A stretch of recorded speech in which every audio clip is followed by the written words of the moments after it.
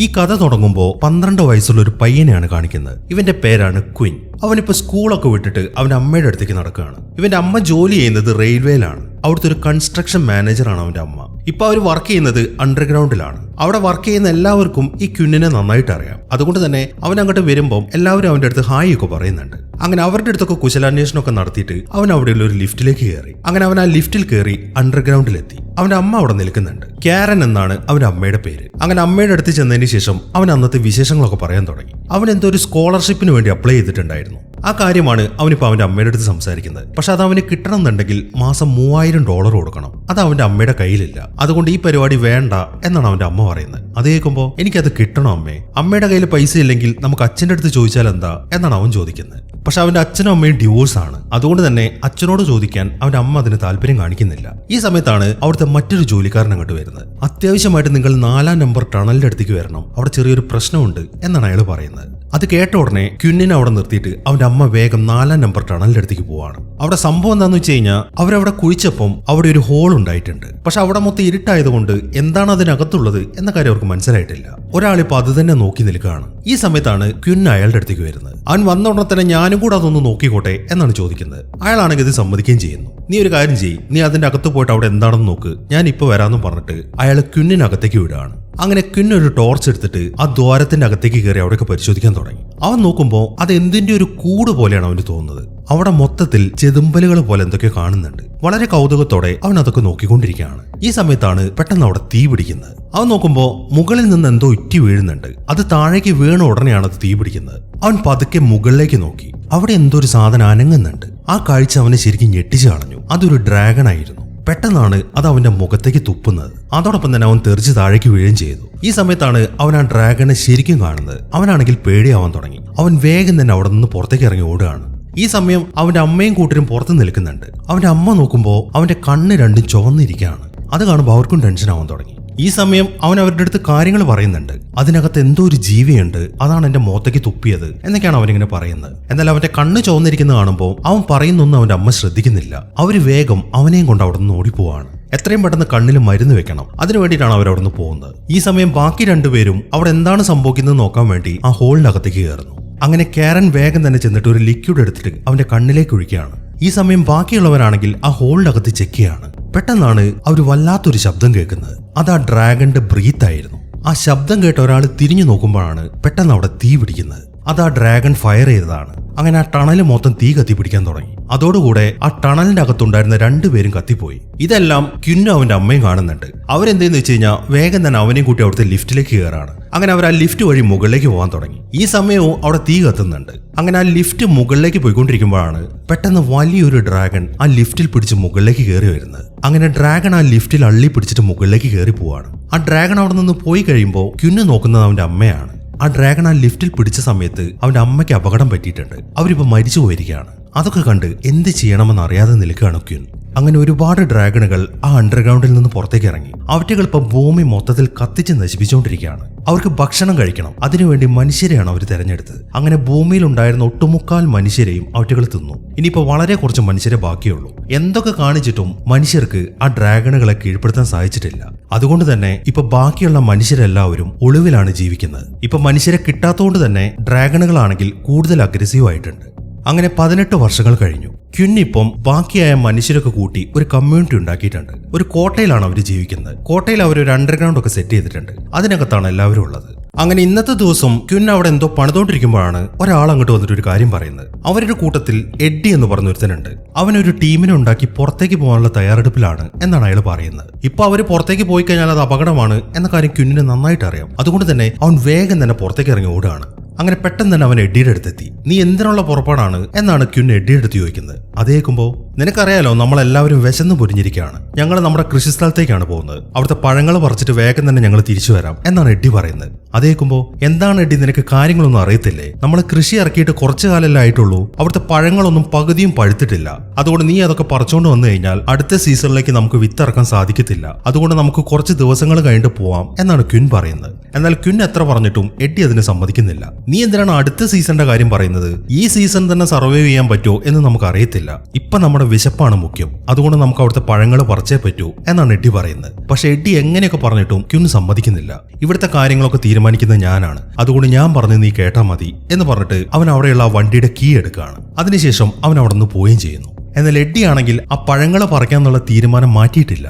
അങ്ങനെ സമയം രാത്രിയാവാറായി. ക്യുന്നിന് ഒരു ബെസ്റ്റ് ഫ്രണ്ട് ഉണ്ട്, ക്രീഡി എന്നാണ് ഇവന്റെ പേര്. ഇവര് രണ്ടുപേരും കൂടെ ഇപ്പൊ കുട്ടികൾക്ക് ഓരോരോ ക്ലാസ് എടുത്തുകൊണ്ടിരിക്കുകയാണ്. അവരിപ്പോ വളർന്നു വരുന്നല്ലേ ഉള്ളൂ. ഇനി വലുതായി കഴിഞ്ഞാൽ അവരാണ് അവിടുത്തെ കാര്യങ്ങളൊക്കെ നോക്കേണ്ടത്. അതുകൊണ്ട് എന്തൊക്കെ കാര്യങ്ങളാണ് ചെയ്യേണ്ടത് എന്നിങ്ങനെയുള്ള കാര്യങ്ങളൊക്കെയാണ് അവർ ആ കുട്ടികൾക്ക് പഠിപ്പിച്ചു കൊടുക്കുന്നത്. അതായത് ഉറങ്ങുമ്പോഴും ഉണർന്നിരിക്കുമ്പോഴും എപ്പോഴും നിങ്ങളുടെ ശ്രദ്ധ ആകാശത്തേക്കായിരിക്കണം. എങ്ങാനും ആ ഡ്രാഗണുകളെ കാണുകയാണെങ്കിൽ എത്രയും പെട്ടെന്ന് അണ്ടർഗ്രൗണ്ടിലേക്ക് പോവുക, നിങ്ങൾക്ക് കുഴിക്കാൻ പറ്റുമെങ്കിൽ വീണ്ടും വീണ്ടും അടിയിലേക്ക് കുഴിച്ചു പോവുക എന്നിങ്ങനെയുള്ള കാര്യങ്ങളൊക്കെയാണ് അവർ ആ ക്ലാസ്സിൽ പറയുന്നത്. അങ്ങനെ ക്ലാസ് ഒക്കെ കഴിഞ്ഞതിന് ശേഷം അവർ കുട്ടികളെ ഉറങ്ങാൻ വേണ്ടി പറഞ്ഞു വിടുകയാണ്. അങ്ങനെ സമയം രാത്രിയായി, എല്ലാവരും ഉറങ്ങി. ആ എഡ്ഡി ഇപ്പം പുറത്തേക്ക് പോകാൻ വേണ്ടി തയ്യാറാവാണ്. അതിനുവേണ്ടി അവൻ അവിടെ നിന്ന് മറ്റൊരാളെ കൂടെ വിളിച്ചിട്ടുണ്ട്. അങ്ങനെ കാവൽക്കാരുടെ ഒക്കെ കണ്ണു വെട്ടിച്ചിട്ട് എഡ്ഡി ഒരു ടീമിനെ ഉണ്ടാക്കി ആ ജീപ്പ് എടുത്തിട്ട് നേരെ കൃഷി സ്ഥലത്തേക്കാണ് പോകുന്നത്. അങ്ങനെ അവർ പോയി കഴിഞ്ഞ് കുറച്ച് സമയങ്ങൾ കൂടെ കഴിഞ്ഞു. ആ കോട്ടയുടെ മുകളിലായിട്ട് അവരൊരു പരുന്തിനെ കെട്ടിയിട്ടിട്ടുണ്ട്. അതാണ് അവർക്ക് സിഗ്നൽ കൊടുക്കുന്നത്. അതായത് ഏതെങ്കിലും ഡ്രാഗൺ അങ്ങോട്ട് വന്നു കഴിഞ്ഞാൽ ആ പരുന്ത് ശബ്ദം ഉണ്ടാക്കാൻ തുടങ്ങും. അതിൽ നിന്നും ഡ്രാഗൺ അങ്ങോട്ട് വരുന്നുണ്ട് എന്ന കാര്യം ആ കാവൽക്കാരന് മനസ്സിലാവും. അങ്ങനെ ബാക്കിയുള്ളവരെ അറിയിക്കാൻ വേണ്ടി ഉടനെ തന്നെ അയാൾ അലാറം ഓണാക്കുകയും ചെയ്യും. അതാണ് അവിടുത്തെ സെറ്റപ്പ്. ഇപ്പൊ ആ പരുന്ത് അവിടെ കിടന്ന് ബഹളം വെക്കാൻ തുടങ്ങി. അത് കാണുമ്പോൾ ആ വാച്ച്മാൻ നേരെ ചെന്നിട്ട് അവിടെ മൊത്തം പരിശോധിക്കാൻ തുടങ്ങി. പക്ഷെ അവിടെയെങ്കും ഡ്രാഗണിനെ കാണുന്നില്ല. ഈ സമയവും എഡ്ഡിയും ടീമും ആ കൃഷി സ്ഥലത്തേക്കുള്ള യാത്രയിൽ തന്നെയാണ്. അവരുടെ കോട്ടയിൽ നിന്നും കുറെ മാറി ഒരു കോറയിലാണ് അവർ ആ കൃഷി സെറ്റ് ചെയ്തിരിക്കുന്നത്. അങ്ങനെ അവർ വേഗം ചെന്ന് അവിടുത്തെ പഴങ്ങളൊക്കെ പറിക്കാൻ തുടങ്ങി. ഇതേ സമയം തന്നെ ആ കോട്ടയിലുള്ള കാവൽക്കാരനാണെങ്കിൽ അവിടെയുള്ള ഒരു ബൈനോക്കുലർ വെച്ചിട്ട് ആ ഏരിയ മൊത്തം വീക്ഷിച്ചുകൊണ്ടിരിക്കുകയാണ്.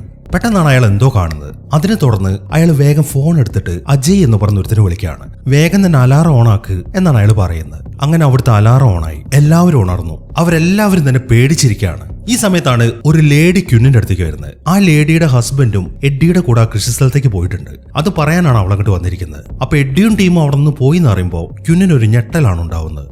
ഇതേ സമയം തന്നെ എഡ്ഡിയുടെ കൂട്ടത്തിലുള്ള രണ്ടുപേര് ആ കൃഷി സ്ഥലത്ത് നിന്ന് പഴങ്ങൾ പറിച്ചുകൊണ്ടിരിക്കുകയാണ്. പെട്ടെന്നാണ് അവിടെ നിന്നൊരു ശബ്ദം കേൾക്കുന്നത്. അവിടെയുള്ള ഒരു മലയുടെ മുകളിൽ നിന്നും കല്ലുകളൊക്കെ താഴേക്ക് വീഴുന്നുണ്ട്. അത് ഡ്രാഗണിന്റെ വരവാണ് എന്നവർക്ക് മനസ്സിലായി. അങ്ങനെ ആ ഡ്രാഗൺ അങ്ങോട്ട് എത്തി. അത് നേരെ വരുന്നത് ആ കൃഷി ചെയ്ത സ്ഥലത്തേക്കാണ്. ഈ സമയം ഒരുത്തൻ അതിനകത്തിരിക്കുന്നുണ്ട്. ഡ്രാഗൺ അങ്ങോട്ട് വരുന്ന കാണുമ്പോൾ തന്നെ അവൻ അവിടെ നിന്ന് ഓടാൻ തുടങ്ങി. എന്നാൽ പെട്ടെന്നാണ് ആ ഡ്രാഗൺ ഫയർ ചെയ്യുന്നത്. അതിനുശേഷം ആ ഡ്രാഗൺ അവനെ പിടിച്ച് തിന്നാണ്.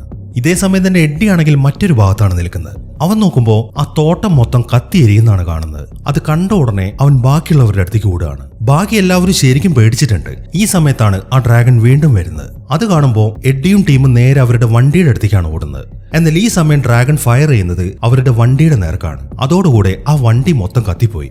ഇനിയിപ്പോ അവർക്ക് അവിടെ നിന്ന് രക്ഷപ്പെടാൻ പറ്റത്തില്ല. അതുകൊണ്ട് തന്നെ എന്ത് ചെയ്യണമെന്ന് അറിയാതിരിക്കുകയാണ് അവര്. എന്നാൽ പെട്ടെന്നാണ് അവര് തീരെ പ്രതീക്ഷിക്കാത്തൊരു കാര്യം നടക്കുന്നത്. അത് ക്യുന്നും ടീമും ആയിരുന്നു. 2 വണ്ടികളിലായിട്ടാണ് അവരങ്ങോട്ട് വന്നിരിക്കുന്നത്. ആ 2 വണ്ടികളിലും വെള്ളം പമ്പ് ചെയ്യാനുള്ള സെറ്റപ്പ് ഉണ്ട്. മാത്രമല്ല അവരൊരു പ്രത്യേക തരത്തിലുള്ള സ്യൂട്ടും അണിഞ്ഞിട്ടുണ്ട്. ആ സ്യൂട്ട് ധരിച്ചു കഴിഞ്ഞാൽ അവർക്ക് ആ ഡ്രാഗന്റെ തീ ഏൽക്കത്തില്ല. അങ്ങനെ ആ വണ്ടിയിൽ നിന്നും വെള്ളം പമ്പ് ചെയ്ത് അവിടുത്തെ തീ മൊത്തം കെടുത്തി ക്യുന്നും ടീമും അവിടെയുള്ളവരൊക്കെ അവരുടെ വണ്ടിക്കകത്തേക്ക് കയറ്റി. അതിനുശേഷം അവർ തിരിച്ച് കോട്ടയിലേക്ക് പോകാൻ തുടങ്ങി.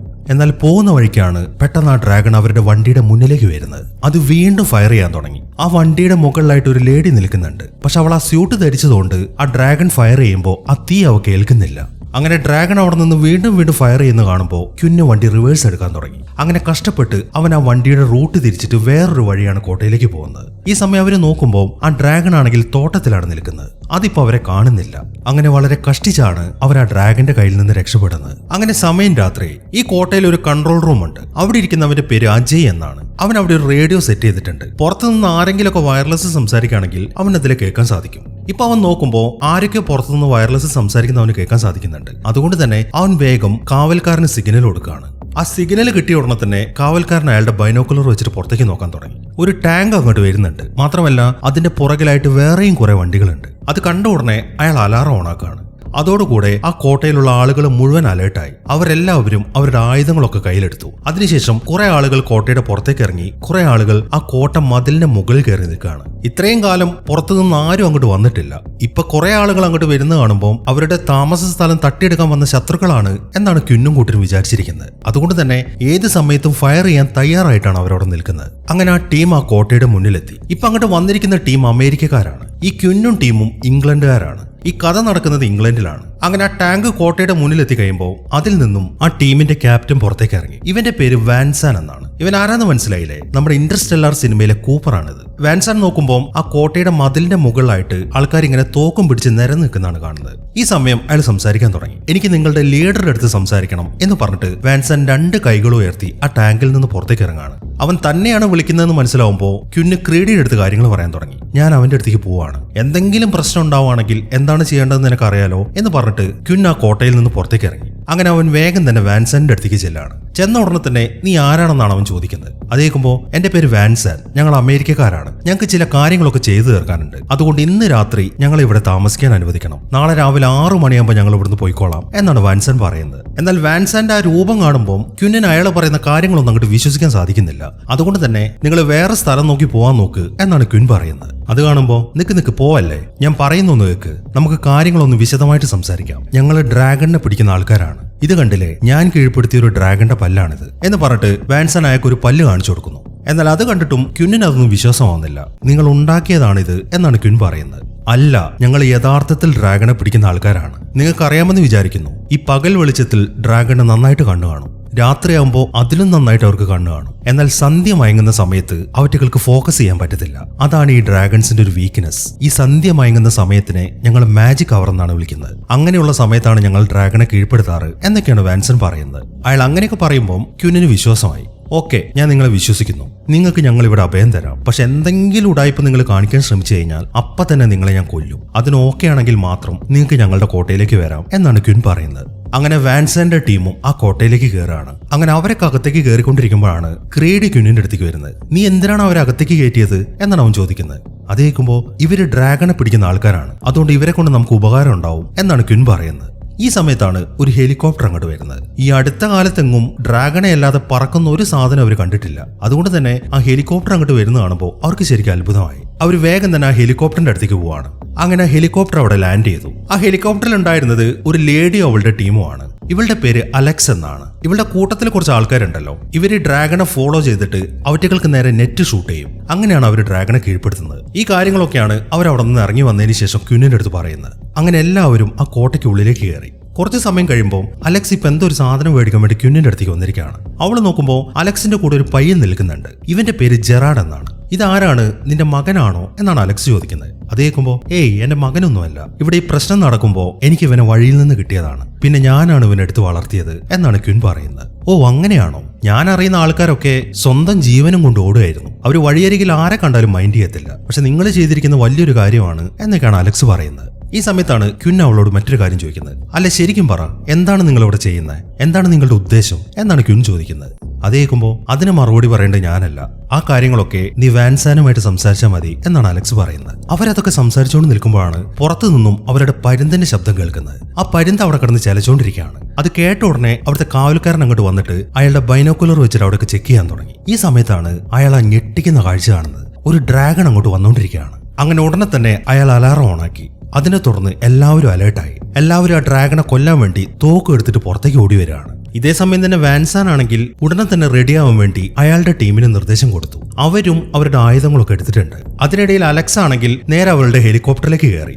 അവരിപ്പം ആ ഡ്രാഗനെ പിടിക്കാനാണ് പ്ലാൻ ചെയ്തിരിക്കുന്നത്. അങ്ങനെ വാൻസാന്റെ നിർദ്ദേശപ്രകാരം അയാളുടെ ആൾക്കാരൊക്കെ ചില ഡിവൈസുകൾ എടുത്തിട്ട് ഒരു ബൈക്കിലാണ് അവിടെ നിന്ന് പോകുന്നത്. അങ്ങനെ അലക്സും അവരുടെ ആ ഹെലികോപ്റ്ററിൽ കയറി അവിടെ നിന്ന് പുറപ്പെട്ടു. ഇതേസമയം വാൻസാൻ ആണെങ്കിൽ ഒരു ട്രക്കിലാണ് അവരെ ഫോളോ ചെയ്യുന്നത്. അങ്ങനെ ഈ വാൻസാന്റെ ടീം മൊത്തം അവരുടെ വയർലെസ് വഴിയാണ് കമ്മ്യൂണിക്കേറ്റ് ചെയ്തുകൊണ്ടിരിക്കുന്നത്. ഇതെല്ലാം ആ കോട്ടയിലെ കൺട്രോൾ റൂമിൽ ഇരുന്നിട്ട് അജയും ശ്രദ്ധിക്കുന്നുണ്ട്. ഇവരുടെ പ്ലാൻ എന്താന്ന് വെച്ച് കഴിഞ്ഞാൽ, ഈ ബൈക്കിൽ പോയ 3 ആൾക്കാരുണ്ടല്ലോ, അവരുടെ കയ്യിൽ ഒരു ഡിവൈസ് ഉണ്ട്, വെർട്ടിക്കൽ എന്നാണ് ഇതിനെ പറയുന്നത്. അതിങ്ങനെ ഓരോ സ്ഥലത്ത് കൊണ്ടുപോയിട്ട് കുത്തി നിർത്തണം. 3 വെർട്ടിക്കലാണ് പ്ലാൻ ചെയ്യേണ്ടത്. അത് 3ഉം അവർ തീരുമാനിച്ചിരിക്കുന്ന സ്ഥലത്ത് കുത്തി നിർത്തി കഴിഞ്ഞാൽ അതുവഴി അവർക്കൊരു 3D മാപ്പ് ഉണ്ടാക്കാൻ സാധിക്കും. ആ മാപ്പ് വഴിയാണ് അവർ ഡ്രാഗനെ ട്രാക്ക് ചെയ്യുന്നത്. അങ്ങനെ വാൻസാന്റെ നിർദ്ദേശം വരുന്നതും വെയിറ്റ് ചെയ്ത് അലക്സ് ആണെങ്കിൽ ആ ഏരിയയിലൂടെ അങ്ങനെ ഹെലികോപ്റ്റർ പറത്താൻ തുടങ്ങി. അതിനിടയിൽ ആദ്യം പോയ ബൈക്കുകാരൻ അയാളുടെ കയ്യിലുള്ള വെർട്ടിക്കൽ അവിടെ കുത്തി നിർത്തി. അതോടുകൂടെ ഒരു ഭാഗത്തെ മാപ്പ് ഓണായി. ആ കാര്യം വാൻസാൻ ഉടനെ തന്നെ അലക്സിനെ അറിയിക്കുകയും ചെയ്തു. അങ്ങനെ രണ്ടാമത്തെ ബൈക്കുകാരനും അവന്റെ കയ്യിലുണ്ടായിരുന്ന വെർട്ടിക്കൽ കുത്തി. ആ കാര്യവും വാൻസാൻ അവളെ വിളിച്ച് അറിയിച്ചു. ഇനിയിപ്പം ഒരു വെർട്ടിക്കലും കൂടെ കുത്താനുണ്ട്. ഇതേസമയം ആ ഹെലികോപ്റ്ററിന്റെ അകത്തിരിക്കുന്ന ആൾക്കാരൊക്കെ അവരുടെ പ്ലാൻ തയ്യാറാക്കുകയാണ്. അലക്സ് ആണ് ഹെലികോപ്റ്റർ പറത്തുന്നത്. അവരുടെ കൂട്ടത്തിലിരിക്കുന്ന 3 ആൾക്കാരാണ് ആ ഡ്രാഗനെ പിടിക്കാൻ പോകുന്നത്. അതിനുവേണ്ടി അവരെന്താണ് ചെയ്യാന്ന് വെച്ച് കഴിഞ്ഞാൽ അവർ 3 പേരും താഴേക്ക് ചാടും. അതിൽ ഒരുത്തനാണ് ആ ഡ്രാഗന്റെ ഇര. ഡ്രാഗൺ അവനെ പിടിക്കാൻ വരുമ്പോൾ ബാക്കി 2 പേരും കൂടെ ഡ്രാഗണ് നേരെ അവരുടെ കയ്യിലുള്ള നെറ്റ് ഷൂട്ട് ചെയ്യും. അങ്ങനെയാണ് അവർ ഡ്രാഗനെ കീഴ്പ്പെടുത്തുക. ഇതാണ് അവരിപ്പോ പ്ലാൻ ചെയ്യുന്നത്. പക്ഷെ 3ാമത്തെ വെർട്ടിക്കലും കുത്തി കഴിഞ്ഞാലേ അവർക്ക് ഡ്രാഗനെ ട്രാക്ക് ചെയ്യാൻ സാധിക്കത്തുള്ളൂ. അങ്ങനെ അവർ ആ കാര്യങ്ങളൊക്കെ പ്ലാൻ ചെയ്തുകൊണ്ടിരിക്കുമ്പോഴാണ് പെട്ടെന്ന് ആ ഡ്രാഗൺ ആ ഹെലികോപ്റ്ററിന്റെ പുറകെ വരുന്നത്. അത് കണ്ട ഉടനെ തന്നെ അവൾ വളരെ വേഗത്തിൽ ആ ഹെലികോപ്റ്റർ മുന്നോട്ട് പറത്താൻ തുടങ്ങി. ഈ സമയമായിട്ടും 3ാമത്തെ വെർട്ടിക്കൽ പ്ലാൻ ചെയ്തിട്ടില്ല. വാൻസൺ അതും വെയിറ്റ് ചെയ്തുകൊണ്ട് നിൽക്കുകയാണ്. പിസ്കാട്ടെല്ല എന്ന് പറയുന്ന ഒരുത്തന്റെ കയ്യിലാണ് ആ 3ാമത്തെ വെർട്ടിക്കൽ ഇരിക്കുന്നത്. ഇതേ സമയം തന്നെ ആ കോട്ടയിലുള്ള പരുന്താണെങ്കിൽ വീണ്ടും ശബ്ദം ഉണ്ടാക്കാൻ തുടങ്ങിയിട്ടുണ്ട്. ക്വിൻ ഒരു തോക്കും പിടിച്ച് അവിടെ നിൽക്കുകയാണ്. ഈ സമയത്താണ് ആ ഡ്രാഗൺ കോട്ടയുടെ അടുത്തേക്ക് വരുന്നത്. അത് കാണുമ്പോൾ ക്വിൻ ഉടനെ തന്നെ ആ ഡ്രാഗണ് നേരെ എയിം ചെയ്യാൻ തുടങ്ങി. എന്നാൽ ഡ്രാഗൺ ഇപ്പം ആ കോട്ട അറ്റാക്ക് ചെയ്യുന്നില്ല. അത് അതിന്റെ അപ്പുറത്തേക്കാണ് പറന്നു പോകുന്നത്. ഇതേ സമയം തന്നെ ആ പിസ്കാട്ടെല്ലയാണെങ്കിൽ ഒരു മലയുടെ മുകളിലേക്കാണ് കയറിപ്പോയിരിക്കുന്നത്. ഇതെല്ലാം തന്റെ ബൈനോക്കുലർ വെച്ചിട്ട് ക്വിന്നും കാണുന്നുണ്ട്. ഇതേ സമയം തന്നെ വാൻസാൻ ആണെങ്കിൽ ആ വയർലെസ് വഴി പിസ്കാട്ടെല്ലയ്ക്ക് നിന്ന് നിർദ്ദേശം കൊടുത്തുകൊണ്ടിരിക്കുകയാണ്. ഇതൊക്കെ ആ റേഡിയോ വഴി അജയും ശ്രദ്ധിക്കുന്നുണ്ട്. പെട്ടെന്നാണ് അജയ് എന്തോ ഒരു ശബ്ദം കേൾക്കുന്നത്. അതിൽ നിന്നും ആ പിസ്കാട്ടെല്ലയ്ക്ക് എന്തോ സംഭവിച്ചിട്ടുണ്ട് എന്ന കാര്യം അവന് മനസ്സിലായി. ഈ സമയം വാൻസാനും ആ പിസ്കാട്ടെല്ലയുമായിട്ട് സംസാരിക്കാൻ ശ്രമിക്കുകയാണ്. പക്ഷെ അവന്റെ മറുപടി ഒന്നും അയാൾക്ക് കിട്ടുന്നില്ല. അതുകൊണ്ട് തന്നെ അയാൾ ആകെ നിരാശയിലാണ്. അതും കൂടെ കുത്തിയെങ്കിൽ മാത്രമേ അവർക്ക് ആ മാപ്പ് കംപ്ലീറ്റ് ആക്കാൻ പറ്റത്തുള്ളൂ. ഈ സമയത്താണ് ക്വിൻ ആ അജയനെ വിളിക്കുന്നത്. എന്താണ് സംഭവിക്കുന്നത് എന്നാണ് അവൻ ചോദിക്കുന്നത്. അത് കേൾക്കുമ്പോൾ ആ അജയ് അവന്റെ അടുത്ത് കാര്യങ്ങൾ പറയാൻ തുടങ്ങി. ഈ വാൻസാനും ടീമും എന്തോ ഒരു 3D മാപ്പിംഗ് ചെയ്യാണ്. പക്ഷെ ആ പിസ്കാട്ടെല്ലയ്ക്ക് 3ാമത്തെ വെർട്ടിക്കൽ പ്ലാൻ ചെയ്യാൻ പറ്റിയിട്ടില്ല എന്നാണ് അജയ് പറയുന്നത്. ഇപ്പൊ പിസ്കാട്ടെല്ല കയറിപ്പോയത് ക്വിന്നും കണ്ടതാണല്ലോ. അവൻ അങ്ങോട്ട് നോക്കുമ്പോൾ അവിടെ എന്തോ കത്തി എരിയുന്നാണ് കാണുന്നത്. അത് കണ്ട ഉടനെ തന്നെ ക്വിൻ അവന്റെ കുതിരപ്പുറത്ത് കയറിയിട്ട് ആ മലയുടെ മുകളിലേക്ക് പോവാണ്. ഈ സമയം അലക്സ് ആണെങ്കിൽ ആ ഡ്രാഗനെ തന്നെ നോക്കിക്കൊണ്ടിരിക്കുകയാണ്. പക്ഷെ ആ 3ാമത്തെ വെർട്ടിക്കൽ പ്ലാൻ ചെയ്യാത്തതുകൊണ്ട് അവർക്ക് അതിനെ ട്രാക്ക് ചെയ്യാൻ പറ്റുന്നില്ല. അങ്ങനെ കുറച്ച് സമയം കഴിയുമ്പോഴേക്കും ക്വിൻ ആ മലയുടെ മുകളിലെത്തി. അവൻ നോക്കുമ്പോൾ ആ പിസ്കാട്ടെല്ലയുടെ വണ്ടി മറിഞ്ഞെടുക്കുന്നതാണ് കാണുന്നത്. അവനെ ആ ഡ്രാഗൺ അറ്റാക്ക് ചെയ്തിട്ടുണ്ട് എന്ന കാര്യം ക്വിന്നിന് മനസ്സിലായി. അങ്ങനെ അവൻ അവിടെ പരിശോധിച്ച് കഴിയുമ്പോൾ അവൻ ആ വെർട്ടിക്കൽ കിട്ടി. അത് കണ്ടെത്തിയ ഉടനെ തന്നെ അവൻ അത് അവിടെ പ്ലാൻ ചെയ്യാണ്. അതോടുകൂടെ ആ മാപ്പ് കംപ്ലീറ്റ് ആയി. ഇനിയിപ്പം അവർക്ക് ആ ഡ്രാഗനെ ട്രാക്ക് ചെയ്യാൻ സാധിക്കും. എന്നാൽ പെട്ടെന്നാണ് ആ ഡ്രാഗൺ ആ ഹെലികോപ്റ്ററിനെ അറ്റാക്ക് ചെയ്യുന്നത്. അതോടൊപ്പം തന്നെ അതിനകത്തുണ്ടായിരുന്ന 3 പേരും പുറത്തേക്ക് ചാടുകയാണ്. അങ്ങനെ അവര് താഴേക്ക് ചാടിയപ്പോൾ ഡ്രാഗൺ അവരുടെ പുറകെ വരാൻ തുടങ്ങി. ഈ സമയം അലക്സ് ആണെങ്കിൽ ഡ്രാഗനെ ട്രാക്ക് ചെയ്തിട്ട് അത് എവിടെയാണുള്ളത് എന്നൊക്കെ അവർക്ക് പറഞ്ഞു കൊടുക്കുകയാണ്. അങ്ങനെ ആ ഇൻഫർമേഷൻ കിട്ടിക്കഴിയുമ്പോൾ അവർ ആ ഡ്രാഗണ് നേരെ നെറ്റ് ഷൂട്ട് ചെയ്യാണ്. അത് അതിന്റെ ശരീരത്തിൽ കൊണ്ടെങ്കിലും ഡ്രാഗൺ ആ നെറ്റൊക്കെ കുടഞ്ഞു കളഞ്ഞു. അങ്ങനെ ആ ഡ്രാഗൺ അവർക്ക് നേരെ ഫയർ ചെയ്യാൻ തുടങ്ങി. അതോടുകൂടെ ഒരുത്തൻ നേരെ താഴേക്ക് ചെന്ന് വീണു. ഇനിയിപ്പോ 2 പേരാണ് ബാക്കിയുള്ളത്. പെട്ടെന്നാണ് ആ ഡ്രാഗൺ വന്നിട്ട് വേറൊരുത്തനെയും കൂടെ ഇടിക്കുന്നത്. അതോടൊപ്പം തന്നെ അവനും നേരെ താഴേക്ക് വീഴാണ്. ഇതെല്ലാം വാൻസാനും കേൾക്കുന്നുണ്ട്. അവർക്ക് ഇനി ആ ഡ്രാഗനെ പിടിക്കാൻ പറ്റത്തില്ല എന്ന കാര്യം വാൻസാന് മനസ്സിലായി. അവൻ വീണ്ടും ആ പിസ്കാട്ടെല്ലനെയാണ് വിളിക്കുന്നത്. എന്നാൽ ആ വയർലെസ് അറ്റൻഡ് ചെയ്യുന്നത് ക്വിന്നാണ്. അവൻ ഉടനെ തന്നെ പിസ്കാട്ടെല്ല മരിച്ച കാര്യമാണ് വാൻസാന്റെ അടുത്ത് പറയുന്നത്. അത് കേൾക്കുമ്പോൾ വാൻസാൻ ഒരു ഞെട്ടലാണ് ഉണ്ടാവുന്നത്. ഓക്കെ ഇനിയിപ്പോ എന്നെ സഹായിക്കേണ്ടത് നീ മാത്രമാണ്. ഒരു കാര്യം ചെയ്യ്, നീ ആ ഡ്രാഗന്റെ മുന്നിലേക്ക് ഓട്. അത് ഉറപ്പായിട്ട് നിന്നെ ഫോളോ ചെയ്തു വരും. അങ്ങനെ വരുമ്പോ നീ നേരെ ആ മലയുടെ മുകളിലേക്ക് വന്നാൽ മതി. ബാക്കി കാര്യം ഞാൻ നോക്കിക്കോളാം എന്നാണ് വാൻസൺ പറയുന്നത്. ക്വിൻ ആണെങ്കിൽ അത് സമ്മതിക്കുകയും ചെയ്യുന്നു. അങ്ങനെ വാൻസൺ വേഗം അവന്റെ വണ്ടിയിൽ നിന്ന് പുറത്തേക്ക് ഇറങ്ങി. അവൻ നേരെ പോകുന്നത് അവന്റെ ടാങ്കിന്റെ മുകളിലേക്കാണ്. അതിന്റെ മുകളിലാണ് ആ ഡ്രാഗനെ ഷൂട്ട് ചെയ്യാനുള്ള സാധനം സെറ്റ് ചെയ്തിരിക്കുന്നത്. അങ്ങനെ വാൻസൺ പറഞ്ഞതുപോലെ ക്വിൻ അവന്റെ കുതിരപ്പുറത്ത് കയറിയിട്ട് ആ മലയുടെ മുകളിലേക്കാണ് വരുന്നത്. ഈ സമയത്താണ് അവനെ ഫോളോ ചെയ്തിട്ട് ആ ഡ്രാഗൺ അങ്ങോട്ട് വരുന്നത്. അത് കണ്ട ഉടനെ വാൻസൺ ആ ഡ്രാഗനെ നേരെ ഷൂട്ട് ചെയ്യാണ്. കറക്റ്റായിട്ട് അത് അതിന്റെ വായിൽ തന്നെ കൊണ്ടു. അതോടുകൂടെ വലിയൊരു പൊട്ടിത്തെറിയാണ് നടക്കുന്നത്. അതിൽപ്പെട്ട് ആ ഡ്രാഗൺ ആണെങ്കിൽ ചത്ത് താഴേക്ക് വീഴുകയും ചെയ്യുന്നു. ഈ സമയം വാൻസൺ നേരെ ആ ഡ്രാഗന്റെ അടുത്തേക്കാണ് ചെല്ലുന്നത്. അത് ചത്തുന്ന് ഉറപ്പായി കഴിയുമ്പോഴാണ് അവനും ഒന്ന് സമാധാനമാവുന്നത്. അങ്ങനെ സമയം രാത്രിയായി. ഈ ക്വിന്നിനെ അവന്റെ ആളുകളെ സംബന്ധിച്ചിട്ട് അവൻ ആദ്യമായിട്ടാണ് ഒരു ഡ്രാഗനെ കൊന്നത്. അതുകൊണ്ട് തന്നെ ഈ ദിവസം അവർ ശരിക്കും ഒന്ന് ആഘോഷിക്കാൻ തുടങ്ങി. മദ്യപാനവും ഡാൻസുമായിട്ട് അവരവരുടെ കോട്ടയ്ക്കകത്ത് ശരിക്കും എൻജോയ് ചെയ്തുകൊണ്ടിരിക്കുകയാണ്. ഈ സമയത്താണ് വാൻസാനും ടീമും അങ്ങോട്ട് വരുന്നത്. അവരവിടെ എൻജോയ് ചെയ്തുകൊണ്ടിരിക്കുന്നത് കാണുമ്പോൾ വാൻസാന് ശരിക്കും ദേഷ്യമാണ് വരുന്നത്. നിങ്ങളുടെ നാട്ടിൽ എല്ലാവരും ഇങ്ങനെയാണോ? ഒരു ഡ്രാഗനെ കൊന്നെന്ന് വെച്ചിട്ട് ഓക്കെ നിങ്ങൾ സന്തോഷിച്ചോ, പക്ഷെ ഞങ്ങളുടെ കൂട്ടത്തിലുള്ള ആൾക്കാർ മരിച്ചുപോയി. ആ കാര്യം നിങ്ങൾക്കും അറിയാലോ. എന്നിട്ട് നിങ്ങൾക്ക് എങ്ങനെയാണ് ഇങ്ങനെ സന്തോഷിക്കാൻ കഴിയുന്നത്? ആയിക്കോട്ടെ നടക്കട്ടെ, പക്ഷെ എനിക്കൊരിക്കലും സന്തോഷിക്കാൻ കഴിയത്തില്ല എന്ന് പറഞ്ഞിട്ട് വളരെ സങ്കടത്തോടെ വാൻസാൻ അവിടെ നിന്ന് പോയി. അവനത് പറഞ്ഞു കഴിയുമ്പോഴാണ് ക്വിന്നും ആ കാര്യത്തെക്കുറിച്ച് ചിന്തിക്കുന്നത്. അങ്ങനെ കുറച്ച് സമയങ്ങൾ കഴിഞ്ഞു. ക്വിന്നിന്റെ കോട്ടയുടെ അടുത്തായിട്ട് ഒരു ഗ്രേവ് യാർഡ് ഉണ്ട്. അവിടെയാണ് വാൻസാന്റെ മരിച്ചുപോയ ആൾക്കാരെ അടക്കം ചെയ്തിരിക്കുന്നത്. വാൻസാൻ ഇപ്പം അതെല്ലാം നോക്കി നിൽക്കുകയാണ്. ഈ സമയത്താണ് ക്വിൻ അങ്ങോട്ട് വരുന്നത്. അത് കാണുമ്പോൾ എന്താ ക്വിൻ, എന്തിനാ നീ ഇപ്പം ഇങ്ങോട്ട് വന്നത് എന്നാണ് വാൻസാൻ ചോദിക്കുന്നത്. അത് കേൾക്കുമ്പോൾ ഇത് എന്റെ സ്ഥലമാണ്, ഞങ്ങളുടെ കൂട്ടത്തിലുള്ള മരിച്ച ആൾക്കാരൊക്കെ ഇവിടെയാണ് ഞങ്ങൾ അടക്കം ചെയ്തത്. അതുകൊണ്ട് തന്നെ ഇത് ഞങ്ങളുടെ വീടാണ്. അതുകൊണ്ട് ചോദ്യങ്ങൾ ഞാൻ ചോദിക്കാം, നീ എന്താണ് ഇവിടെ നിൽക്കുന്നത് എന്നാണ് ക്വിൻ തിരിച്ചു ചോദിക്കുന്നത്. അത് കേൾക്കുമ്പോൾ ഐ ലീഡ് യു ഫോളോ എന്നാണ് വാൻസൺ അതിന് മറുപടി പറയുന്നത്. അതായത് ഞാൻ നയിക്കും, നീ പുറകെ വന്നാ മതി എന്ന് പറഞ്ഞിട്ട് വാൻസാൻ അവനെയും കൂട്ടി നേരെ പോകുന്നത് അലക്സിന്റെ അടുത്തേക്കാണ്. ഈ മരിച്ചുപോയ ആൾക്കാരുടെ ചില ടാഗ്സ് ഉണ്ട്, ആ കാര്യങ്ങളൊക്കെ സൂക്ഷിക്കുന്നത് അലക്സ് ആണ്. ഈ സമയം ഇപ്പൊ മരിച്ച ആൾക്കാരുടെ ടാഗ് ഒക്കെ വാൻസാൻ എടുത്ത് അവക്ക് കൊടുക്കുകയാണ്. ഈ പ്രശ്നങ്ങളൊക്കെ സോൾവ് ആയി കഴിഞ്ഞാൽ അതെല്ലാം വെച്ചിട്ട് ഒരു സ്മാരകം പണിയണം. അതിനു വേണ്ടിയിട്ടാണ് അവരത് കളക്ട് ചെയ്യുന്നത്. ഇപ്പൊ വാൻസാൻ ക്യുന്നിനെ അങ്ങോട്ട് വിളിച്ചോണ്ട് വന്നിരിക്കുന്നത് മറ്റൊരു കാര്യം പറയാനാണ്. അങ്ങനെ ഉടനെ തന്നെ അലക്സ് ആ കാര്യങ്ങളൊക്കെ അവന്റെ അടുത്ത് എക്സ്പ്ലെയിൻ ചെയ്യാൻ തുടങ്ങി. നമ്മളിന്ന് പിടിച്ച ആ ഡ്രാഗണെ നീ കണ്ടിട്ടില്ലായിരുന്നു? അതൊരു ഫീമെയിൽ ആണ്. അതിന്റെ വയറ്റിനകത്ത് അതിന്റെ മുട്ടയുണ്ട്. ചിലപ്പോൾ ഒന്നിൽ കൂടുതൽ കാണും. ഞങ്ങൾ ഇതിനു മുമ്പ് 200ഓളം ഡ്രാഗണുകൾ കൊന്നിട്ടുണ്ട്. അവറ്റകളെല്ലാം ഫീമെയിൽ ആയിരുന്നു. നീ ഇതുവരെ ഒരു മെയിൽ ഡ്രാഗണെ കണ്ടിട്ടുണ്ടോ? അവർ ക്യുന്നിന്റെ അടുത്ത് ചോദിക്കുന്നു. അതേക്കുമ്പോ ഞാൻ അങ്ങനെ ഒന്നിനും കണ്ടിട്ടൊന്നുമില്ല, എനിക്ക് അതൊന്നും നോക്കാൻ സമയമില്ലായിരുന്നു എന്നാണ് ക്വിൻ പറയുന്നത്. ഈ സമയം വാൻസൺ സംസാരിക്കാൻ തുടങ്ങി. എന്നാൽ 2 വർഷങ്ങൾക്ക് മുമ്പ് ഞങ്ങൾ ഒരു മെയിൽ ഡ്രാഗണെ കണ്ടിട്ടുണ്ട്. ചുരുക്കി പറഞ്ഞു കഴിഞ്ഞാൽ ഈ ഭൂമിയിൽ ഇപ്പൊ താണ്ഡവമാടിക്കൊണ്ടിരിക്കുന്നത് മുഴുവൻ ഫീമെയിൽ ഡ്രാഗൺസ് ആണ്. ഇവർക്കെല്ലാം കൂടെ ഒറ്റ മെയിൽ ഡ്രാഗണേ ഉള്ളൂ. അതായത് ഈ ഫീമെയിൽ ഡ്രാഗൺസ് ഒക്കെ മുട്ടയിടും. അതിന്റെയൊക്കെ മുകളിലേക്ക് ഈ മെയിൽ ഡ്രാഗൺ വരും. അങ്ങനെയാണ് ആ മുട്ടകൾ വിരിയുന്നത്. അപ്പൊ നമ്മൾ ഈ മെയിൽ ഡ്രാഗണെ കണ്ടുപിടിച്ച് കൊന്നു കഴിഞ്ഞാൽ പിന്നെ ഫീമെയിൽ ഡ്രാഗൺസ് മുട്ടയെടുത്തില്ല.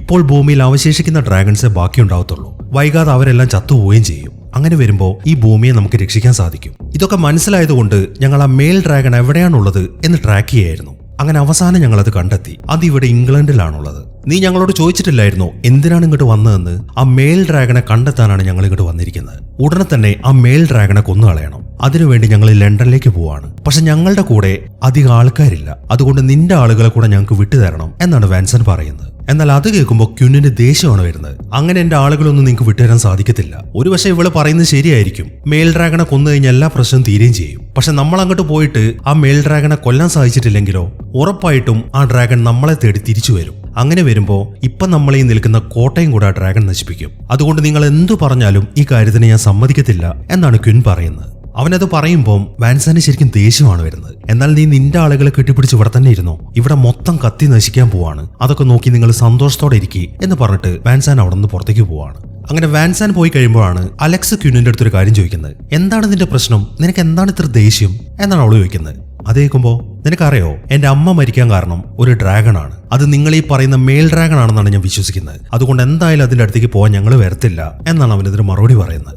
ഇതേ സമയം തന്നെ ആ വാൻസൺ പോയിരിക്കുന്നത് ക്വിന്നിന്റെ ആൾക്കാരുടെ അടുത്തേക്കാണ്. അവനിപ്പം അവരുടെ ഒരു മീറ്റിംഗ് വിളിച്ചിട്ടുണ്ട്. ഉടനെ തന്നെ ആ ഡ്രാഗണെ കൊന്നു കളയണം, അല്ലാന്നുണ്ടെങ്കിൽ നമുക്ക് ഇവിടെ സർവൈവ് ചെയ്യാൻ പറ്റത്തില്ല. അതുകൊണ്ട് കുറച്ച് ആളുകളെങ്കിലും എന്നെ സഹായിക്കാൻ വേണ്ടി ഞങ്ങളുടെ കൂടെ വരണം എന്നൊക്കെയാണ് അയാൾ ഇപ്പോൾ അവിടെ നിന്ന് പറഞ്ഞുകൊണ്ടിരിക്കുന്നത്. അതെല്ലാം കേൾക്കുമ്പോൾ ആ എഡ്ഡിയും കൂട്ടരും അയാളുടെ കൂടെ വരാമെന്ന് സമ്മതിക്കുന്നുണ്ട്. ഈ സമയത്താണ് ക്വിൻ അങ്ങോട്ട് ഓടി വരുന്നത്. തന്റെ അനുവാദമില്ലാതെ തന്റെ ആൾക്കാരോട് സംസാരിച്ചത് അവനെ ശരിക്കും ചൊടിപ്പിച്ചിട്ടുണ്ട്. അതുകൊണ്ട് തന്നെ അവൻ പെട്ടെന്ന് ചെന്നിട്ട് വാൻസാനുമായിട്ട് ഫൈറ്റ് ചെയ്യാൻ തുടങ്ങി. കുറെ കഷ്ടപ്പെട്ടാണ് ബാക്കിയുള്ളവരൊക്കെ അവരെ പിടിച്ചു മാറ്റുന്നത്. അങ്ങനെ ക്വിൻ തിരിച്ച് അവന്റെ റൂമിലെത്തി. അവനിപ്പം അവന്റെ കയ്യിലുണ്ടായ ആ മുറിവൊക്കെ ക്ലീൻ ചെയ്യാണ്. ഈ സമയത്താണ് ജെറാഡ് അങ്ങോട്ട് വരുന്നത്. അവൻ അവന്റെ ബാഗൊക്കെ കയ്യിലെടുത്തിട്ടുണ്ട്. അവന്റെ ആ വരവൊക്കെ കാണുമ്പോൾ അവനും വാൻസാന്റെ കൂടെ പോവാണ് എന്ന കാര്യം ക്വിന്നിന് മനസ്സിലായി. അതുകൊണ്ട് തന്നെ അവൻ ജെറാഡിനെ തടയാനാണ് ശ്രമിക്കുന്നത്. അതേക്കുമ്പോ ഇല്ല ക്വിൻ, നിങ്ങൾക്ക് എന്നെ തടയാൻ പറ്റത്തില്ല. നിങ്ങൾ എന്റെ അച്ഛനൊന്നും അല്ലല്ലോ, എന്നെ വളർത്തിയത് നിങ്ങളാണെന്നല്ലേ ഉള്ളൂ. എനിക്ക് ഇങ്ങനെ ജീവിക്കണ്ട. അതുകൊണ്ട് ആ ഡ്രാഗണെ കൊല്ലാൻ വേണ്ടി ഞാനും പോവാണ് എന്നാണ് അവൻ പറയുന്നത്. അതെല്ലാം കേൾക്കുമ്പോ ഓക്കെ, നിനക്ക് പോണെന്നാണെങ്കിൽ നീ പോയിക്കോ. പക്ഷെ നിനക്കൊരു കാര്യം അറിയോ, ഞാൻ എന്തിനാണ് നിന്നെ വളർത്തിയതെന്ന്?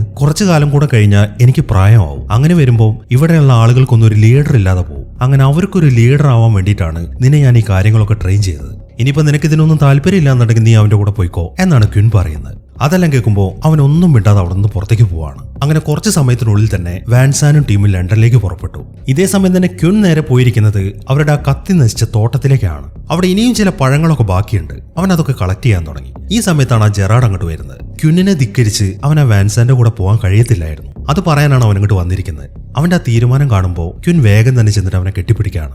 അങ്ങനെ സമയം രാത്രിയായി. ക്വിൻ ഇപ്പൊ നേരെ ചെല്ലുന്നത് അവിടെ ചത്ത് കിടക്കുന്ന ഡ്രാഗന്റെ അടുത്തേക്കാണ്. അതിനുശേഷം അവൻ അവിടേക്ക് പരിശോധിക്കാൻ തുടങ്ങി. ഈ സമയത്താണ് അവൻ അതിന്റെ വയറ്റിലുള്ള ആ മുട്ട കാണുന്നത്. അവൻ വേഗം തന്നെ ആ മുട്ട പുറത്തേക്ക് എടുക്കുന്നു. ഇതേ സമയം തന്നെ വാൻസാനും ടീമും ആ ഡ്രാഗന്റെ സ്ഥലത്തെത്തി. അവിടെ മൊത്തം ഇടിഞ്ഞു പൊളിഞ്ഞ് കിടക്കുകയാണ്. അങ്ങനെ വാൻസൺ അവന്റെ ടാങ്കിൽ നിന്ന് പുറത്തേക്ക് ഇറങ്ങി. ബാക്കിയുള്ള പട്ടാളക്കാരും അവന്റെ പുറകെ തന്നെയുണ്ട്. അവരവിടേക്ക് നോക്കിക്കൊണ്ടിരിക്കുമ്പോഴാണ് പെട്ടെന്ന് ആ മെയിൽ ഡ്രാഗൺ അങ്ങോട്ട് വരുന്നത്. അത് കണ്ട ഉടനെ തന്നെ അവരതിന് നേരെ ഷൂട്ട് ചെയ്യാൻ തുടങ്ങി. പക്ഷെ അതുകൊണ്ടൊന്നും ഒരു കാര്യം ഉണ്ടായിരുന്നില്ല. പെട്ടെന്നാണ് ആ ഡ്രാഗൺ ഫയർ ചെയ്യുന്നത്. അത് കണ്ട ഉടനെ ക്വിന്നാണെങ്കിൽ ഒരു വണ്ടിയുടെ അടിയിലേക്ക് മാറി. എന്നാൽ ബാക്കിയുള്ളവരാണെങ്കിൽ ഇപ്പോഴും അവിടെ തന്നെ നിന്നിട്ട് ആ ഡ്രാഗനെ നേരെ ഷൂട്ട് ചെയ്തുകൊണ്ടിരിക്കുകയാണ്. അങ്ങനെ ആ ഡ്രാഗൺ ആ ഏരിയ മൊത്തം കത്തിച്ച് ചാമ്പലാക്കി. അതിൽപ്പെട്ട് വാൻസാന്റെ മുഴുവൻ പട്ടാളക്കാരും മരിച്ചുപോയി. ഇനിയിപ്പോ ബാക്കിയുള്ളത് അലക്സും അവളുടെ കൂടെ ഉണ്ടായിരുന്ന 2 പട്ടാളക്കാരും മാത്രമാണ്. അവൾ വേഗം തന്നെ ആ ഹെലികോപ്റ്റർ ലാൻഡ് ചെയ്തു. അവൾ അവിടേക്ക് വന്ന് നോക്കുമ്പോൾ വാൻസാൻ അവിടെ വിഷമിച്ചിരിക്കുന്നതാണ് കാണുന്നത്. അതിൽ നിന്നും അയാളുടെ കൂടെയുള്ള ആൾക്കാരൊക്കെ മരിച്ചു എന്ന കാര്യമൊക്കെ മനസ്സിലായി. അങ്ങനെ അവൾ വേഗം തന്നെ അയാളെയും കൂട്ടി അവിടെ നിന്ന് പോവാണ്. ഇതേ സമയം തന്നെ ആ മെയിൽ ഡ്രാഗൺ ആണെങ്കിൽ നേരെ പോയിരിക്കുന്നത് ആ കോട്ടയുടെ അടുത്തേക്കാണ്. ക്യുൻ നേരത്തെ പറഞ്ഞിട്ടുണ്ടായിരുന്നല്ലോ, നിങ്ങൾക്ക് ആ ഡ്രാഗണെ കൊല്ലാൻ സാധിച്ചിട്ടില്ലെങ്കിൽ അവൻ ഉറപ്പായിട്ട് ഈ കോട്ടയിലേക്ക് വരുമെന്ന്. ഇപ്പൊ അതുപോലെ തന്നെ നടന്നു. ഡ്രാഗൺ അങ്ങോട്ട് വന്നിട്ട് ആ കോട്ടയ്ക്ക് നേരെ ഫയർ ചെയ്യാൻ തുടങ്ങി. ഇതെല്ലാം പുറത്തുനിന്ന് ക്യുന്നും കാണുന്നുണ്ട്. അവൻ ഉടനെ തന്നെ ആ കോട്ടയിലേക്ക് പോവാണ്. ഇതേ സമയം തന്നെ ആ കോട്ടയ്ക്കകത്തു നിന്നും ക്രീഡി അവിടുത്തെ ആൾക്കാരെയൊക്കെ സേഫ് ആക്കാൻ ശ്രമിക്കുകയാണ്. ഈ സമയമാകുമ്പോഴേക്കും ക്യുന്നും അങ്ങോട്ടെത്തി. അവൻ നോക്കുമ്പോൾ ആ കോട്ടയുടെ മുകൾ ഭാഗം മൊത്തം കത്തി നശിക്കുന്നതാണ് കാണുന്നത്. ആ ഡ്രാഗൺ ഇപ്പോഴും ആ കോട്ടയ്ക്ക് മുകളിലുണ്ട്. പെട്ടെന്നാണ് അത് അവിടെ നിന്ന് പറന്നു പോകുന്നത്. അങ്ങനെ അത് അവിടെ നിന്ന് പോയി കഴിയുമ്പോൾ ക്യുൻ ആ കോട്ടയ്ക്ക് അകത്തേക്ക് എത്തി. ആ കോട്ടയ്ക്ക് ഉൾഭാഗവും മൊത്തം കത്തിക്കൊണ്ടിരിക്കുകയാണ്. അങ്ങനെ ക്രീഡിയും ക്യുന്നും കൂടെ ബാക്കിയുള്ളവരൊക്കെ സേഫ് ആക്കാൻ തുടങ്ങി. അവര് രണ്ടുപേരും കൂടെ അതിനകത്തുള്ള ആൾക്കാരെ മൊത്തം ഒരു സ്ഥലത്തേക്ക് മാറ്റിയിരിക്കുകയാണ്. ഈ സമയത്താണ് ആ ഡ്രാഗൺ വീണ്ടും ആ കോട്ടയ്ക്ക് മുകളിലേക്ക് വരുന്നത്. ഈ സമയം ക്യുന്നാണെങ്കിൽ അതിനകത്തെ പൈപ്പൊക്കെ ഓണാക്കിയിട്ടുണ്ട്. അതുകൊണ്ട് തന്നെ ആ തീയൊക്കെ കെട്ടുപോവാണ്. എങ്കിലും അവർക്ക് മുഴുവൻ ആളുകളെയും കിട്ടിയിട്ടില്ല. കുറച്ച് ആളുകൾ ആ കോട്ടയ്ക്ക് മുകളിലുണ്ട്. അവരെ ഞാൻ രക്ഷിച്ചോളാന്ന് പറഞ്ഞിട്ട് ക്യുൻ അങ്ങോട്ട് പോകാൻ തുടങ്ങി. എന്നാൽ അത് കാണുമ്പോൾ വേണ്ട, നീ ഇവിടെ നിൽക്ക്, ആ കാര്യം ഞാൻ നോക്കിക്കോളാന്ന് പറഞ്ഞിട്ട് ക്രീഡി വേഗം തന്നെ മുകളിലേക്ക് കയറുകയാണ്. എന്നാൽ ഈ സമയത്താണ് ആ ഡ്രാഗൺ മുകളിൽ നിന്ന് ഫയർ ചെയ്യുന്നത്. ആ തീയൊക്കെ താഴേക്ക് വരുന്ന കാണുമ്പോൾ ക്രീഡ് എന്ത് ചെയ്യുന്നു വെച്ച് കഴിഞ്ഞാൽ ആ മുകൾ ഭാഗത്തേക്കുള്ള ഡോർ അടയ്ക്കുകയാണ്. അങ്ങനെ അവൻ ചെയ്തുകൊണ്ട് ബാക്കിയുള്ളവരെല്ലാവരും സേഫായി. എന്നാൽ ക്രീഡി ആണെങ്കിൽ ആ ഡ്രാഗന്റെ തീയിൽപ്പെട്ട് മരിച്ചു പോവുകയും ചെയ്തു. അത് കണ്ട് ഉറക്കെ കരയാൻ മാത്രമേ ക്യുനിനെ കൊണ്ട് സാധിക്കുന്നുള്ളൂ. അങ്ങനെ കുറച്ച് സമയങ്ങൾ കഴിഞ്ഞു. ക്രീഡി മരിച്ചതുകൊണ്ട് തന്നെ എല്ലാവരും വളരെ വിഷമിച്ചിരിക്കുകയാണ്. ഈ സമയത്താണ് അവിടുത്തെ വാതിൽ ആരും മുട്ടുന്നത്. അവർ ഉടനെ തന്നെ ചെന്നിട്ട് വാതിൽ തുറന്നു കൊടുക്കുന്നു. അത് ആ വാൻസാനും കൂട്ടരുമാണ്. അങ്ങനെ വാൻസാൻ നേരെ ക്യുനിന്റെ അടുത്തേക്കാണ് ചെല്ലുന്നത്. അതിനുശേഷം അവനോട് സംസാരിക്കാൻ തുടങ്ങി. നീ പറഞ്ഞത് കറക്റ്റാണ്, ഞങ്ങൾ അത് അനുസരിക്കണമായിരുന്നു എന്നാണ് വാൻസാൻ പറയുന്നത്. അങ്ങനെ പിറ്റേ ദിവസമായി എന്ത് വില കൊടുത്തിട്ടും ആ ഡ്രാഗനെ കൊന്നേ അടങ്ങൂ എന്ന വാശിയിൽ തന്നെയാണ് വാൻസാൻ. അതിനുവേണ്ടി അയാൾ വീണ്ടും പുറപ്പെടാൻ തയ്യാറാവാണ്. എന്നാൽ ഈ സമയത്താണ് ക്യുൻ അവന്റെ അടുത്തേക്ക് ചെല്ലുന്നത്. നിങ്ങൾ അങ്ങനെ ഒറ്റയ്ക്ക് പോണ്ട, ഇത്തവണ ഞാനും വരുന്നുണ്ട്. വേറെ ആരും വേണ്ട, ഞാനും നീയും അലക്സും മാത്രം. ബാക്കിയുള്ളവരൊക്കെ ഇവിടെ നിൽക്കട്ടെ. നീ പറഞ്ഞൊരു മാജിക് അവർ ഉണ്ടല്ലോ, സന്ധ്യ മയങ്ങുന്ന സമയം, ആ ഡ്രാഗന്റെ വീക്ക്നെസ്, ആ സമയത്ത് തന്നെ നമുക്കതിന് പണി കൊടുക്കാം എന്ന് പറഞ്ഞിട്ട് അവിടെയുള്ള ആൾക്കാരെയൊക്കെ ജെറാഡിനെ ഏൽപ്പിച്ച് ക്യുന്നും ടീമും വേഗം തന്നെ ലണ്ടനിലേക്ക് പുറപ്പെടുകയാണ്. അങ്ങനെ അവർ ലണ്ടനിലെത്തി. അവർ ഹെലികോപ്റ്ററിൽ നിന്ന് ഇറങ്ങിയതിനു ശേഷം അവിടെ ഒരു മതിലിന്റെ മുകളിലേക്കാണ് അവർ കയറുന്നത്. അവിടെ നിന്ന് നോക്കിക്കഴിഞ്ഞാൽ അവർക്ക് ആ ഡ്രാഗൺസിന്റെ താവളം കാണാൻ സാധിക്കും. അവിടുത്തെ കാഴ്ച അവരെ ശരിക്കും ഞെട്ടിച്ചു കളഞ്ഞു. 100 കണക്കിന് ഡ്രാഗൺസ് ആണ് അതിലെ പറന്നു പോകുന്നത്. എന്നാൽ പെട്ടെന്നാണ് മറ്റൊരു കാര്യം സംഭവിക്കുന്നത്. ആദ്യം അങ്ങോട്ട് പറന്നു വന്നത് മൊത്തം ഫീമെയിൽ ഡ്രാഗൺസ് ആണ്. ഇപ്പൊ ആ മെയിൽ ഡ്രാഗണും അങ്ങോട്ട് വന്നിട്ടുണ്ട്. ഇപ്പൊ ഇവറ്റകൾക്കൊന്നും ഇര പിടിക്കാൻ മനുഷ്യരില്ല. അതുകൊണ്ട് തന്നെ മെയിൽ ഡ്രാഗൺ ആണെങ്കിൽ നല്ല രീതിയിൽ വിശന്നാണ് ഇരിക്കുന്നത്. ഇപ്പൊ വേറെ ഒന്നിനും കിട്ടാത്തോണ്ട് അവനിപ്പോ ഓരോരോ ഫീമെയിൽ ഡ്രാഗനെ പിടിച്ച് തിന്നാൻ തുടങ്ങി. ഇതെല്ലാം കാണുമ്പോൾ ഫീമെയിൽ ഡ്രാഗൺസിന് ശരിക്കും ദേഷ്യമാണ് വരുന്നത്. അതുകൊണ്ട് തന്നെ അവറ്റകൾ മെയിൽ ഡ്രാഗനെ വിട്ട് അവന്റെ ആ ടെറിട്ടറിയിൽ നിന്ന് അവിടെ നിന്ന് പറന്നു പോവാണ്. ഇതെല്ലാം ശ്രദ്ധിച്ചുകൊണ്ടിരിക്കുകയാണ് ക്യുന്നും ടീമും. ഇപ്പൊ ഒരു കാര്യത്തിൽ അവർക്ക് സമാധാനമുണ്ട്. അവർക്ക് ഇനി ഫീമെയിൽ ഡ്രാഗൺസിനൊന്നും നേരിടേണ്ട, ആ മെയിൽ ഡ്രാഗനെ മാത്രം തീർത്താൽ മതി.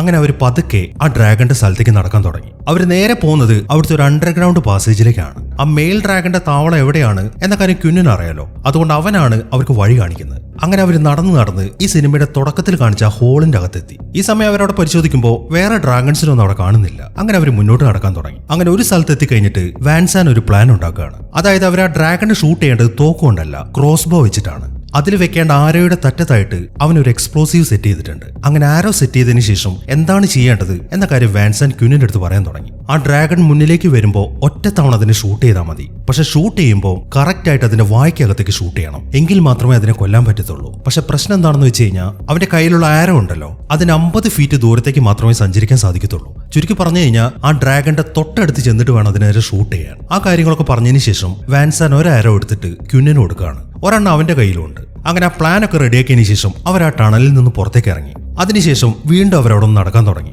ഈ സമയത്താണ് ആ ഡ്രാഗൺ അതിലെ പറന്നു പോകുന്നത്. അത് കണ്ട ഉടനെ തന്നെ വാൻസാൻ അവിടെ നിന്ന് ഓടാൻ തുടങ്ങി. അവൻ പോയി കഴിയുമ്പോൾ ക്യുന്നാണെങ്കിൽ വേറൊരു ഭാഗത്തേക്കാണ് ഓടുന്നത്. ഈ സമയത്താണ് ഡ്രാഗൺ ക്യുന്നിന്റെ അടുത്തേക്ക് വരുന്നത്. അത് വളരെ വേഗത്തിൽ വന്നതുകൊണ്ട് അതിന്റെ കാറ്റ് തട്ടിയിട്ട് അവൻ തെറിച്ചു പോവാണ്. അങ്ങനെ അവൻ വീണ്ടും അവിടെ നിന്ന് എഴുന്നേറ്റ് ഓടാൻ തുടങ്ങി. അങ്ങനെ ഒരു സ്ഥലത്ത് എത്തിയതിനു ശേഷം അവൻ അവന്റെ കയ്യിലെ ക്രോസ് ബോ എടുത്തു. എന്നാൽ ഈ സമയത്താണ് അവനൊരു കാര്യം ശ്രദ്ധിക്കുന്നത്. അവന്റെ പോക്കറ്റിൽ ആ ആരോ കാണുന്നില്ല. നേരത്തെ അവൻ അവിടെ വീണപ്പോൾ അതെങ്ങോട്ടോ തീർച്ചു പോയിട്ടുണ്ട്. അതുകൊണ്ട് തന്നെ ഇനിയിപ്പോ എന്താണ് ചെയ്യേണ്ടത് എന്നൊന്നും അറിയാതിരിക്കുകയാണ് അവൻ. ഇതേ സമയം തന്നെ വാൻസാൻ ആണെങ്കിൽ അവന്റെ കയ്യിലുള്ള ആരോ എടുത്തിട്ട് ഒരു ബിൽഡിങ്ങിന്റെ മുകളിലേക്കാണ് കയറുന്നത്. ഈ സമയത്താണ് ആ ഡ്രാഗൺ അങ്ങോട്ട് വരുന്നത്. അത് കണ്ട ഉടനെ അതിനൊരു ഇരയായിട്ട് അലക്സ് ആണ് അതിൽ ഓടുന്നത്. അങ്ങനെ ഡ്രാഗൺ ഇപ്പം അലക്സിന്റെ പുറകിലാണ്. അങ്ങനെ ആ ഡ്രാഗൺ അലക്സിനെയും കവർ ചെയ്തിട്ട് മുകളിലേക്ക് വരുമ്പോഴാണ് വാൻസാൻ അതിന് നേരെ ഷൂട്ട് ചെയ്യുന്നത്. എന്നാൽ ആ ആരോ അതിന്റെ വായുടെ അടുത്തെത്തുമ്പോഴേക്കും ഡ്രാഗൺ ഫയർ ചെയ്തു. അതോടുകൂടെ ആ ക്രോസ് ബോ ആണെങ്കിൽ കത്തിപ്പോവുകയും ചെയ്തു. ഡ്രാഗൺ ഒന്നും പറ്റിയിട്ടില്ല. അത് കാണുമ്പോൾ വാൻസന് ശരിക്കും നിരാശയായി. എങ്കിലും അതിനെ കൊന്നേ അടങ്ങുന്നുള്ള വാശിയിലാണ് അവൻ. അങ്ങനെ ഡ്രാഗൺ വീണ്ടും അവന്റെ അടുത്തേക്ക് വരാൻ തുടങ്ങി. ഈ സമയം അവന്റെ കയ്യിലൊരു മഴവുണ്ട്. അവൻ അതിനെ വെട്ടാനായിട്ട് ആ മഴവുമായിട്ട് ആ ബിൽഡിങ്ങിന്റെ മുകളിൽ നിന്ന് ഡ്രാഗണ് നേർക്ക് ചാടുകയാണ്. പക്ഷെ അവനെ കൊണ്ട് ഒന്നും ചെയ്യാൻ സാധിച്ചില്ല. ഡ്രാഗൺ പെട്ടെന്ന് അങ്ങോട്ട് വന്നിട്ട് അവനെ മൊത്തത്തിൽ അങ്ങോട്ട് വിഴുങ്ങിക്കളയാണ്. അങ്ങനെ ഡ്രാഗൺ കറങ്ങിത്തിരിഞ്ഞ് വീണ്ടും അങ്ങോട്ട് വരാൻ തുടങ്ങി. ഈ സമയത്താണ് അലക്സ് അങ്ങോട്ട് വരുന്നത്. അത് കാണുന്ന ക്വിൻ ആണെങ്കിൽ വേഗം അവളുടെ അടുത്തേക്ക് ഓടിപ്പോവാണ്. അങ്ങനെ അവൻ വേഗം ചെന്നിട്ട് അവളെ പിടിച്ച് സേഫ് ആക്കി. പക്ഷെ അവന്റെ കയ്യിൽ ആരോ ഇല്ല. ഉടനെ തന്നെ അത് കണ്ടെടുക്കണം എന്നാണ് ക്വിൻ പറയുന്നത്. ഈ സമയത്താണ് ആ ഡ്രാഗൺ വീണ്ടും അങ്ങോട്ട് വന്നിട്ട് ഫയർ ചെയ്യുന്നത്. അത് കാണുമ്പോൾ അവർ ഓടാൻ തുടങ്ങി. എന്നാൽ ഡ്രാഗൺ അവർ വിടുന്നില്ല. ഈ സമയം ക്വിൻ ആണെങ്കിൽ അവന്റെ കയ്യിലുള്ള തോക്ക് വെച്ചിട്ട് ആ ഡ്രാഗണ് നേരെ ഷൂട്ട് ചെയ്യാൻ തുടങ്ങി. എന്നാൽ അതുകൊണ്ടൊന്നും ഒരു കാര്യം ഉണ്ടായിരുന്നില്ല.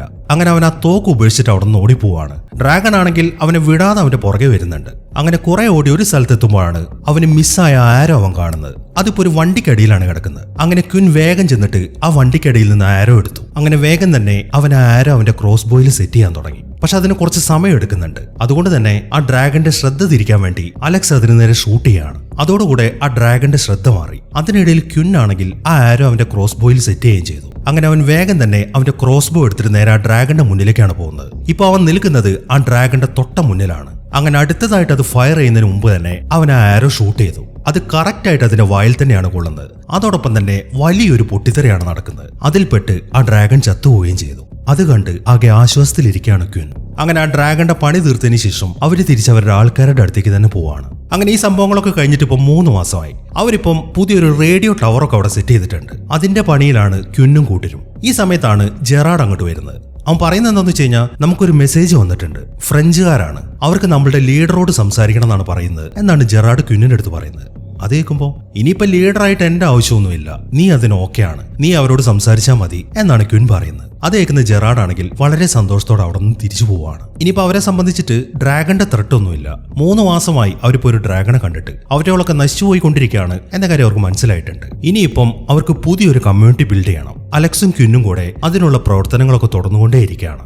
ഈ ഒരു സീനും കാണിച്ചിട്ടാണ് ഈ സിനിമ അവസാനിക്കുന്നത്. അപ്പൊ എങ്ങനെ ഉണ്ടായിരുന്നു? എന്താണെങ്കിലും നിങ്ങളുടെ അഭിപ്രായങ്ങളൊക്കെ എഴുതി അറിയിക്കാൻ മറക്കരുതേ. അപ്പോൾ പുതിയൊരു കിടിലൻ സിനിമയുമായിട്ട് നമുക്ക് അടുത്ത വീഡിയോയിൽ കാണാം.